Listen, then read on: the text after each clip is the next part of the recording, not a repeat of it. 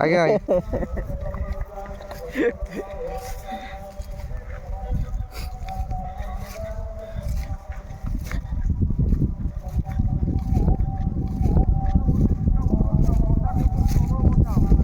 ଓହୋ ଆଜ୍ଞା ଆଜ୍ଞା।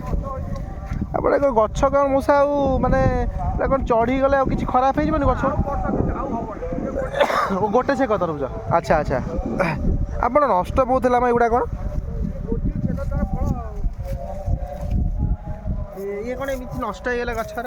ଏଇ ଯେଉଁ ଫୁଲ ଏତେ ପରିଶ୍ରମ କରୁଛନ୍ତି ନଷ୍ଟ ହେଲା ଭାଇ ଦୁଃଖ ଲାଗେ। ତୋଳିଦେଲେ ଇଏ 15 ଦିନ ରହିବ ଏ ତରଭୁଜ। ଓହୋ। ହଁ କିଛି ନାହିଁ।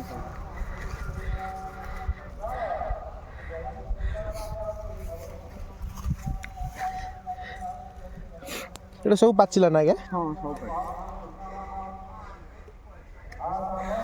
ଏଇଟା ତ ଗୋଟେ ଗୋଟେ ବୋଧେ ପାଖାପାଖି ଆପଣଙ୍କର 6-7 କେଜି 8 କେଜି ହବ ନୁହେଁ କି?